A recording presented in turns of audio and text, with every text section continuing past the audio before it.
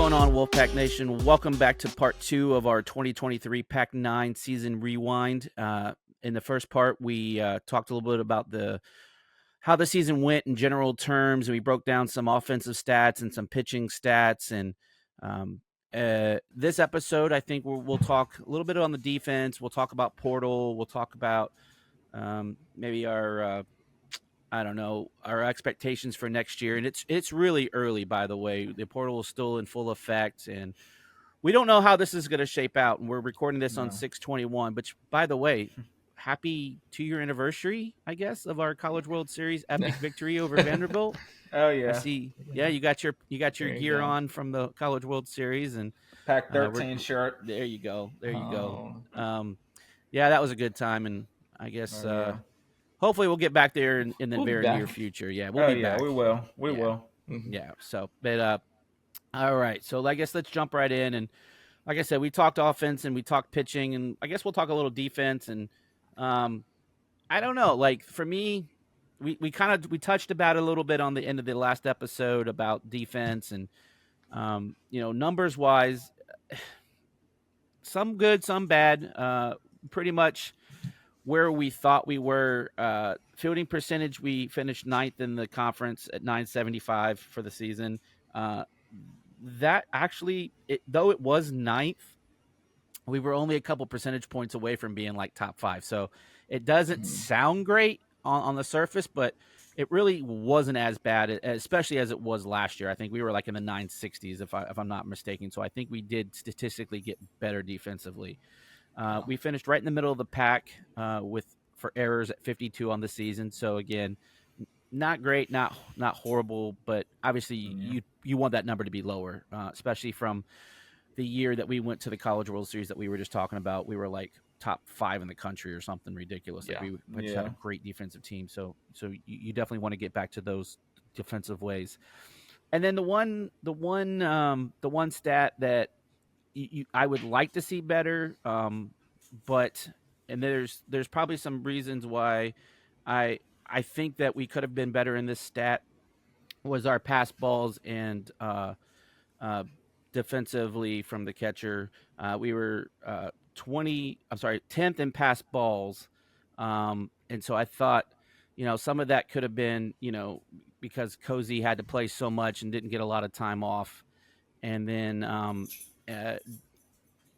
we were bottom of the barrel for double plays turned at 27. So again, not getting those outs and, maybe a pass ball, putting a runner in scoring position, kind of tough, but give me your thoughts on some of those defensive stats. It was interesting. I mean, I think some of that could also be because you're having the coach call pitches too on certain situations with the pass balls situation stuff. That's fair. And like you said, Kozar didn't get that much rest, and that's where you probably should have had Cannon catch a little bit more in midweek games and had Kozar maybe rest and DH the midweek games. That's probably what you should have done to rest his legs. And then like one of the weekend games have Cannon catch and have Kozar catch the 2 just to give them all their rested. And now the double play part that was interesting because then you have to switch. That's where we talked about Hefner earlier. And Kalai Harrison and Payne Green, you had to move them all around because of injuries and just in general. So, I mean, you move them from short to second and then second to short and all that stuff. So, I mean.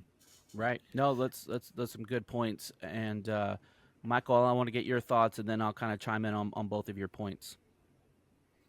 Yeah. I didn't realize that that double plays, we were so bad at that. I don't know. That's probably that feels like a luck kind of stat too, because if you got to have somebody on base to turn a double play, so right, and it's got to be had an infielder, right? So yeah. And I don't know, so I don't even know what to make of that. But yeah, I pass balls. It was kind of an issue, but Kozart was that was like the only aspect of the game that he struggled at. Like he was pretty excellent at everything else. Like framing pitches, he was outstanding. Absolutely. He probably stole a bunch of strikeouts from that. So But yeah, in the field, just generally, it did feel like we were a little bit improved from last year, but there were just Yeah. still some boneheaded plays. It's just like, how Hmm. does that happen? Yeah, yeah. For me, Justin, and I thought you were spot on about your analysis with Cozart. And again, this isn't a knock at Cozart. He is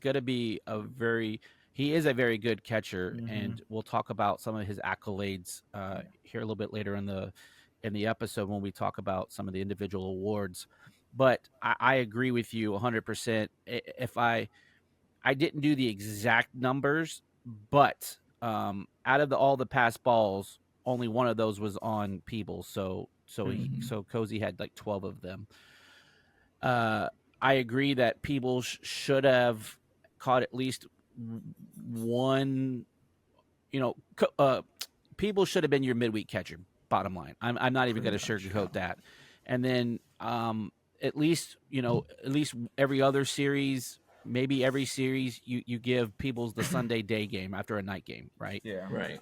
Because that's typically what you see in the major leagues. Like you don't usually see catchers catching day games after a night game. It Hmm. just normally doesn't happen. And I know these No. guys are younger, and we're not talking about major league vets that are 30 years old and they've been having 5,000 innings on their knees, and Yeah. I get all Yeah. of that, but I just thought from a freshness perspective, that if you give Cozart a day off, just mentally, just give him a day off. I thought that could have maybe even made his offensive statistics even better.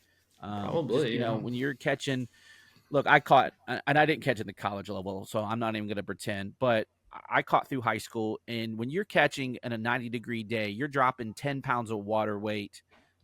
It's not uncommon. You just get beat up behind the plate with foul Hmm. balls and baseball bats, and Hmm. you could use the mental break. And I thought if we maybe had managed that a little bit better, maybe you get some better production from him on the offensive side, especially later in the season. I thought like he had a great season, but I felt like his numbers kind of waned towards the end of the season, and that's just eye test. I don't have any data to back that up, and I could be completely wrong, but it just felt that way. But I know he caught over 95% of the innings. I do Yeah. know that for a fact, and so yeah, it's going to make it much more It's a tougher. lot. Yeah, Yeah. it's a Yeah. lot. And I think Eh, leadership wise behind the plate, he did a good job behind the plate oh, leadership wise, 100%. especially near the end of the year too. You could see the leadership. Like even when we were Yeah, struggling against Carolina, you saw that leadership right there, trying to get the pitchers and everybody to calm down and try to relax. You could see it. yeah, yeah. Absolutely. Yeah. I think he's a really good catcher. I really do. I thought he did a great job, like you said, Michael, framing pitches. He was definitely Hmm. probably top two or three in the conference, if not number one. I thought he did a really good job of holding runners. I know he threw a couple people out at Hmm. first this year. I think a one or two plays where he threw behind a runner at second, and I think he got them out. And I thought he did a decent job throwing people out at second as well. So, and he's only a sophomore, by the way, so he's still Yeah. going to continue to get better. And I think we'll see. I think we'll see an even better Cozart next year. And we'll talk Yeah. about that as we kind of project the next season. And then, yeah, to your point, Michael, the double play thing's just a weird stat, and I don't know how much stock you put into it, but it is just something interesting to know that, you know, and to Justin's point, I think some of that is chemistry and timing. Probably, yeah. Definitely. So yeah, you got guys that you're not used to relaying to and throwing and kind of knowing where they play and cheat and do Hmm. all those things. So Yeah. I think there's something to be said there with because of the flip flop. And by the way, talking about that, I thought that was a really good move because we kind of did the same thing last year with Peyton Green when he was struggling at short. We moved him over to third, and I thought he got better Yeah. playing third. And again, I thought the same thing this year that he definitely struggled at short, and Kalai Harrison definitely shored that up once he got to short. Kind of, what are your thoughts? Either Justin or Michael can take that. Yeah, I agree. He was struggling a lot at short. I mean, point blank simple. Not gonna sugarcoat it. I mean, his bat was good when he was at short. Don't get me wrong. But when we went over to second base, his bat was still decent, but his defense at short wasn't as good as it was at second. I thought it was a little bit better at second. He still struggled at second, but I think to me, it looked a little bit better at second. Yeah, I would agree, Michael. Yeah. No, yeah, I agree. I mean, it seemed to the move seemed to help him out a little bit. I don't know if it was just pressure wise or because it's a little easier playing second than short, but it definitely looks like it helped. Yeah. Yeah, I mean when you're talking positions on the field, the three most, in my opinion, are right up the middle. You have your catcher, your shortstop, and your center fielder.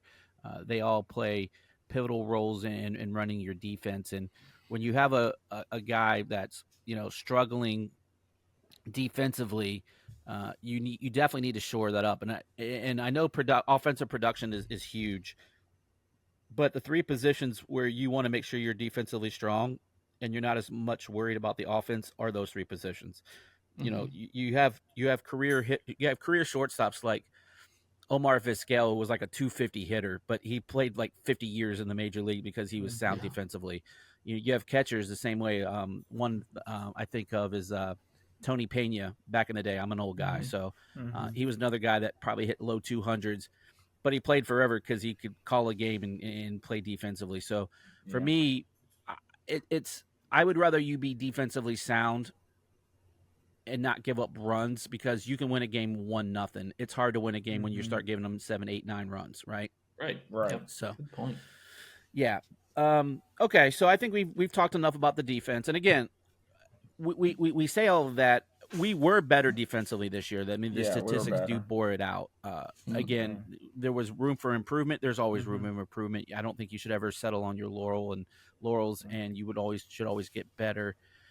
But there was some individual success this season, and I'm gonna drop a couple of things here and kind of get your guys' thoughts, and maybe if you thought anyone was snubbed or maybe deserved better. But you had Dominic Fritton, who was on the all freshman team. Mm-hmm. You had Jacob Cozart was second team all ACC. You had LeJames Groover the third, which is third team all ACC. And then you had Cannon Peebles, which was the ABCA. So I don't know what that Mm-hmm. part stands for, but he was the ABCA Atlantic All Region second team as a designated hitter, not as a catcher. So kind of give me your thoughts on those personal awards. Go ahead, Michael. Yeah, I thought Groover being third team, I thought he would at least be a second team choice there with Cozart. Um, it seems like they obviously play different positions, but obviously I would say Groover had the better season than Cozart this year. Um, but yeah, no, I think that's great for those guys and the recognition of that. Yeah. Yeah, Justin. I think that's about right with them because I mean Brewer was moving. This was his first year playing third base, so I mean to make it where he Mm-hmm. made it on the team, I thought was pretty decent. But I agree with Michael. I thought Brewer should have been up a little bit, maybe more. I Yeah, mean, that would be my argument as well. The hard part of it is, and you see it in basketball too. And I don't know how they do. I know we do know how they do the basketball rankings as far as you get points, and it's not quote Mm-hmm. unquote position. So they probably are doing it by position for yeah, baseball, but you have a Yeah. lot of talent in the ACC. yeah, There's Yeah. so much talent. You're gonna have a ton of guys go in the first round, and yeah, um, yeah, it's a competitive league. But yeah, to mhm, to your point, for Groover's first year at third, because that was the one question we didn't know where he was going to end up at, right? Because last year they right. had him. I think he started the season in left field, then he ended up at Mm-hmm. second base, and I think he even played I don't know if he played any third last year, but I know he definitely No, played first towards the no. end of the year. Yeah. So Yeah, Played he did first. play first most of yeah, the he was end of the basically a year. nomad, and you just didn't know where he was going to end up. So for them to be able to find him a position, and now there was some bumps and bruises along the way. He kind of led the team in errors. I think he had like 9 or 10. But for his first year playing that position, I thought he did a really good job because really that's pretty much the only place you could have put him at this year with the talent. Now, and again, it goes back to that. It goes back to the just not trusting your bench players, right? And I think that's the one thing. Right. And we didn't really talk about it on the pitching, and maybe we'll come full circle on that and just talk about the depth. I think that's the one thing that State has to do moving forward is develop depth on their bench and develop a Mm-hmm. trust in those players where when you put them in, you're going to be okay with them learning and getting better on the fly. The pitching staff, you had guys like Win Scott, who again he was injured early in Mm-hmm. the season, had some arm issues, and he came back, and he would throw against Boston College, and then you wouldn't see him basically almost until like postseason play, right? When you Yeah. kind of had to pitch him out of necessity because Mm-hmm. that's you're throwing a lot of innings in a short amount of time. So you had guys like we were high on Creed Watkins coming in, and he really didn't didn't do anything. And you had Carson Kelly kind of he had his moments, but you didn't see him a lot. And then PJ Labriola, who got some midweek starts and struggled a couple of times, but then he gets buried in the depth chart. Kind of just talk me through what your thoughts on all of that, Justin, because you know, I, for me as a fan, I get frustrated because I want to see these guys go out and do well, Yeah. and not see pitchers, especially at this level, like just struggle because they're throwing so many innings. Yeah. That's like Halford, for example. I mean, Mm-hmm. he Hmm. was injured before the Elon game. He struggled against Elon. Then it was bad, but again, he probably shouldn't have started that game with him coming back from injury.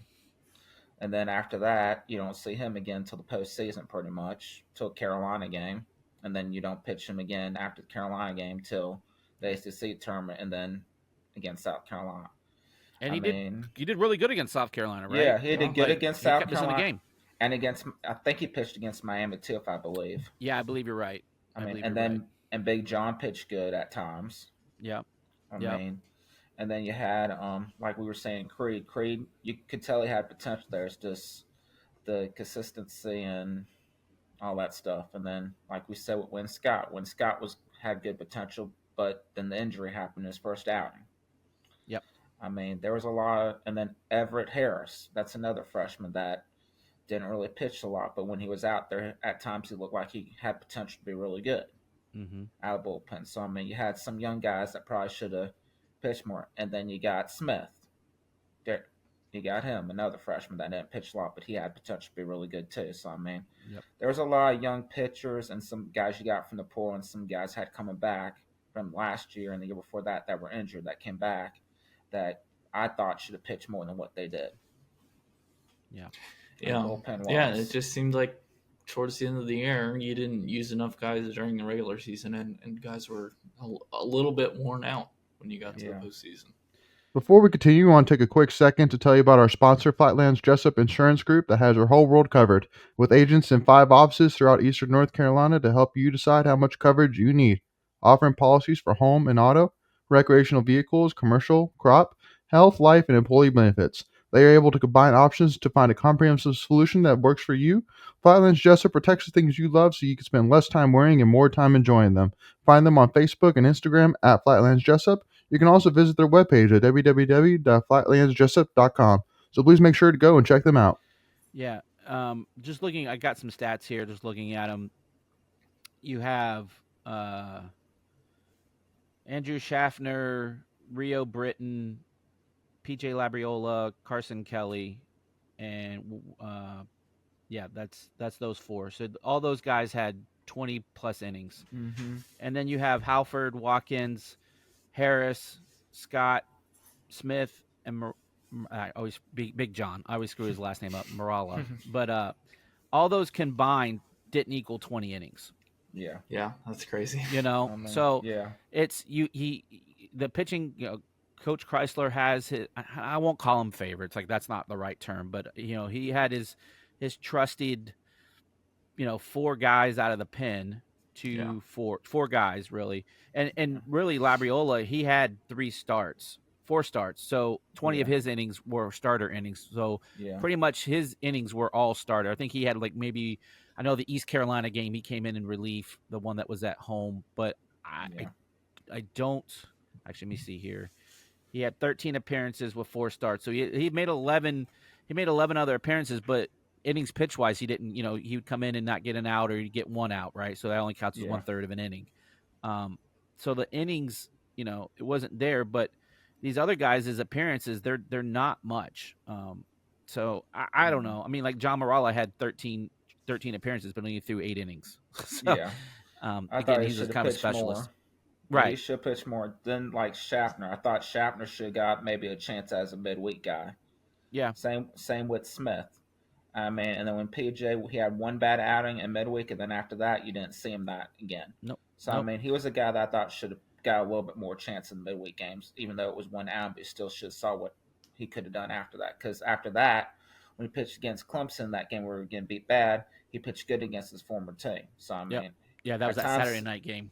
yeah, and Mm-hmm. there were certain times where he looked like he could be really good out of the Yeah. bullpen too.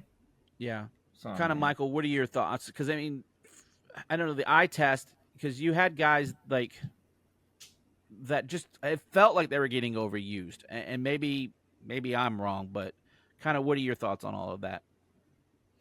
Yeah, I think the other part is that they I don't know. This isn't going to sound great, but they weren't good enough to be used that much, right? Like Mm-hmm. some of them still, like you said, some of them had their ups and downs, and it's like, okay, well, at least maybe try somebody new, and avoid just putting too many innings on your arms. Yeah, yeah.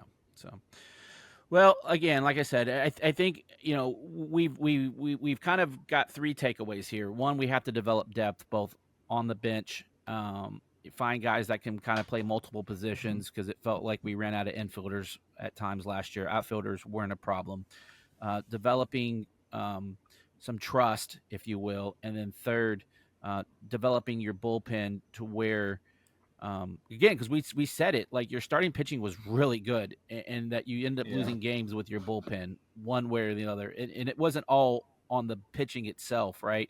It was the right. defense and some of the miscues that we were talking about, but there's definitely some core guys there that you can build on. So let's talk about the portal real quick, and Mm-hmm. that's the hot button topic now for the last couple of years is last year we had 21 guys, 21 new faces last year on the team when that was a combination.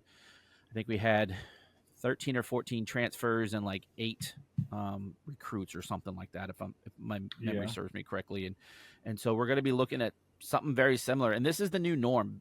And the one thing that people don't understand about baseball, where it's vastly different, you got roster movement all year, even in the off season, during the regular season, and then in like fall ball, and you got guys getting cut, for spring practice. So that there's constant roster movement. Now you're not bringing guys in like mid season like you are in the MLB and, Mm-hmm. and those types of things, but you see guys leaving the program, all throughout the season, and you kind yeah, of over recruit and pull guys from the transfer and so on and so forth. But the guys leaving the program as of this recording on 6/21, again, it's still open. It's going to be open for another couple more weeks, so there could be more guys yeah, leaving. Well, there will definitely be guys coming, yeah, but the guys that we know that are leaving are Peyton Green, Will Marcy, Isaiah Barkett, Michael Gupton, Everett Harris, and Carson Falskin.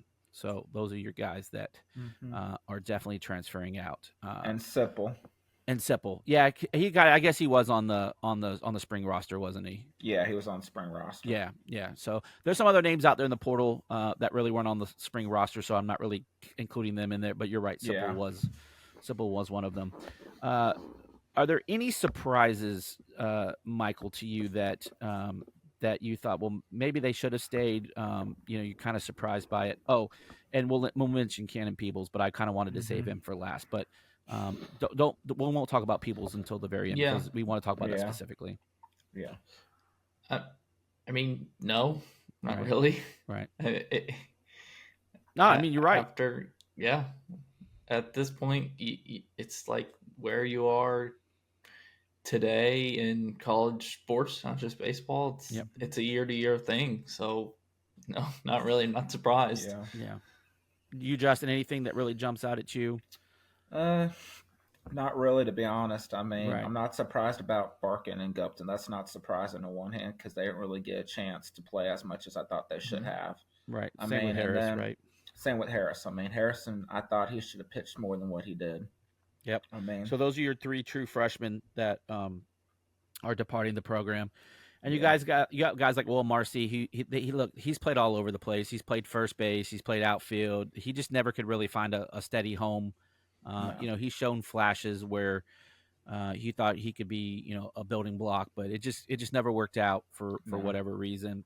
And then Peyton Green, again, a little bit of a surprise, but not really when you look at it. You got a guy that came in very highly touted. Just you could kind of tell the writing was on the wall when he gets moved from short to third and then short to second. I think he really wants to be a shortstop, and I don't think that was really his future Yeah. position here at State. So I think that was kind of a no brainer. Yeah. Which leads us to Cannon Peebles, and I think that's gotten the most buzz out of all the names in the portal. That's gotten the most hate, if you will. That broke on Sunday. Again, to me, people were going to say that they're surprised. I mean, obviously we have some connections with some folks on the team, and knowing some of the folks. To me, I wasn't surprised, even not No. knowing what we knew at Tuffy Talk. This is a guy that shows all the offensive tools, and we talked about him. He was my offensive MVP, and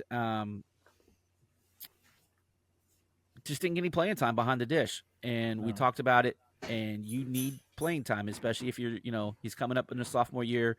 Cozart's going to be a junior. This is his draft eligible year. It was just a case where they didn't want to make any noise. Cannon Peebles wants to be a catcher. He doesn't want to play a different position, and that's his right. I mean, he's worked his whole life as a catcher, and that's where he thinks he's going to be the most valuable on the pro level. So the best thing is just go find you another program. And Michael, you talked about it. That's exactly what the portal's designed for. So kind of give me your thoughts. Right. Yeah. I mean, it sucks, of course, but he like playing him more. I think he probably could have and should have played more as a catcher, like we were talking about earlier. But I still don't think that would have prevented him from leaving, because next year would have been the same situation with Cozart in his draft eligible year. He would have been playing probably as much as possible. Yeah. So, it is what it is, but it is. It's tough. And you get all the conspiracy guys out there. Oh, it's NIL, it's this, that, and it just really isn't. He doesn't like Avent. He hates State and all this craziness. And then they're like, well, if you knew you were playing behind Cozart, why did you commit? And these guys don't know this stuff when they commit, because they got to commit so early nowadays. You don't know like who's going to end up in front of you. But just real quick, Justin, give me your thoughts. I mean, with Ken's situation, I mean, in the fall he didn't play. He didn't even practice or play that much in the fall because he was injured in the fall. That's right. So you didn't know what you were going to get from him, and no one expected him to break out like he did. In all fairness, I mean, let's be honest. Did I see it coming? I saw he had potential, but I didn't think it was going to be a breakout like he had. Right. I'm being completely honest on that. Yeah. I mean, and then you go like when we were talking about Peyton Green and Will Marcy. I think those are two guys that just need fresh starts somewhere else. That be fresh starts would be good for them both, I think. Yeah, that was the one thing you brought up. I think it was either his shoulder or elbow. I think it was shoulder. I forgot what it was, but yeah. Yeah, I can't remember which one it was, but the coaching staff helped him out getting his surgery done and all of that. So, their family was very thankful for everything that State has done. So, again, these kids just go out and, you only get one chance at this, right? And you want to go out and do your best and get evaluated. So, all right, moving on. We got two guys coming in. And Brett Banks is a pitcher from UNCW. And again, as this recording, we just got a new one today, Garrett Pennington from Wichita State. Real quick, his numbers, I won't go into all his numbers, but the two numbers that fans pay attention to was home runs and RBIs. He had 15 home runs and 55 RBIs. That would have led the team this year in both of those categories. Yeah. So you're getting a guy, again, where we've lost that power, right? Cannon Peebles had, I think, 12 home runs on the season. This guy's giving you 15 home runs, and Peebles had 50 RBIs, and this guy has 55. And I know they play different positions, but from an offensive production, you could be breaking even on that stat. So I think that's an important thing moving forward. Yeah. And they're both draft risks, too, so you never know what's going to happen with the draft with them, too. Correct. And with the undrafted free agency, too, because last year we were supposed to get Suggs from Wilmington. but he signed on a drafted free agent deal, so you never know what's going to happen with that too. Right. So, and that was going to lead me in my next topic. So, speaking of the draft's up here in another week or two, and so you have guys that we know pretty much aren't coming back. Like it's obvious that Gruber is going to go to the draft. He's going to probably be a top 60 pick, first, second round type guy, probably mid to late second round by all the publications out there. Um, so you have Creed Watkins, which he kind of left the program and was doing his thing in some independent ball, so Yeah. he won't be coming back. And No. then eligibility wise, you had Baker Nelson, Trevor Candelaria, and Parker Nolan. I think there's someone else too that I'm missing. Trying to think, Sam and Whitaker maybe. Sam has another year, and Whitaker does too. They can technically come back. Yeah. Trying to think, there was another one, but I can't think. Yeah, I think there's one more, and it's just it's escaping me. But and then you have a bunch of guys, Carter Trice, who's out there doing his thing at the combine. You have Noah Souls, who can potentially come back for another season, whether he does or not. Palali, Rio, Willitson, and Labriola. All those guys are draft eligible. We'll see if they get picked up. And then probably not coming back is Sam. He got his degree this spring. He does technically have one more year, but he's a guy with some injury history, and that he probably. I hope he gets drafted. I don't know, just because there's so many younger guys out there, but he definitely will have the ability to catch on to somewhere. So or undrafted free agent deal he could get to maybe, because he had his first down last night in the summer. He did decent. So yeah, and he pitched pretty well. I think it was yesterday I saw he had some decent numbers. So and then real quick, before we wrap this up, there's some guys that are coming back that you're going to be building around next year. You have Chase Nixon. I think is going to be a big piece next year. Eli Serrano is going to be a big year next year. And obviously Cozart. So you've got some pieces out there. Hefner, I think is going to be a big piece next year. I really do. I think he's going to have a chance to break out. And Halford, pitching, I think he's going to be good. I think Win Scott will hopefully get some looks next year. But I don't know. Jacob Denise, that's another good arm to have coming back after being injured last year. Yep, and we have about a top 20, top 25 class coming in next year. Yeah. And the ACC is going to be tough again next year. I don't expect it to drop off too much. So, and again, like we said, there's going to be a ton of transfers coming in. And so it's really hard to kind of talk about what you're going to have for next year, because we mentioned the 21 new faces next year. We're going to probably have as many, if not more, coming in next year. So, any final thoughts on the season? Anything we didn't kind of touch upon that we probably should mention? Eli had a pretty good year, I thought. Yeah. Defensively and hitting wise. I mean, hitting was okay, but his defense was very good at first base, considering it was his first year in the ACC. And then you have a guy at third base who hasn't played third base before, pretty much technically, in Gino Gruber. So I mean, he did very good at first, I thought, considering. Yeah, I think obviously my freshman of the year on the offensive side would be Eli, and on the pitching side it's definitely Dom Fritton. So those are some pieces that we'll be excited to have next year. And then it'll be interesting to see what they do with Fritton. Will he move back into the starting lineup? Will he be a bullpen guy? My guess is he probably comes into the starting lineup, just because you could be losing, you're probably losing Sam. And then you can lose Willitson and Whitaker at the same time. So you're going to need someone to step up, and he might be your Friday guy. But who knows? Yeah. Who knows what happens? Because, like I said, there's tons of room. There's still tons of spots open for the portal. So who knows? We might go get a stud pitcher coming in, and all that changes. Yeah, it sounds like we might begin one soon. I'm hearing so. Yeah, all right. Well, stay tuned. Okay. All right, stay tuned. I like that Twitter teaser. So definitely. We'll wrap on that note. So obviously, Justin, give any state baseball fans, if you're not following Justin Cooke on like Instagram or Twitter, you definitely should. He drops every nugget that is known out there for state baseball. When Pennington announced today, I couldn't even find it. So I don't know how Justin does it. He's very plugged in. But Justin, give us your Twitter handle real quick. All right, it is. Let me make sure I say it right. I don't want to mess it up.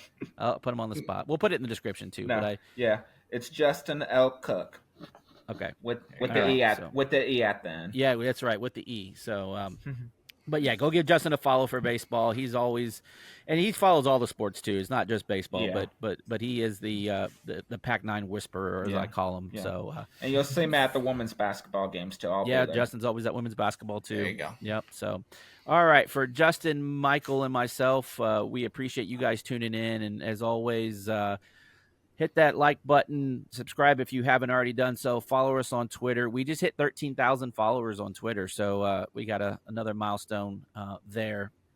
But our next milestone, we're trying to fill PNC with Twitter followers, so I think we got to There get you to about go. 19,000. So we're hopefully going to get that soon. But as always, Wolfpack Nation, we appreciate you, and we'll see you next time. Go Pack.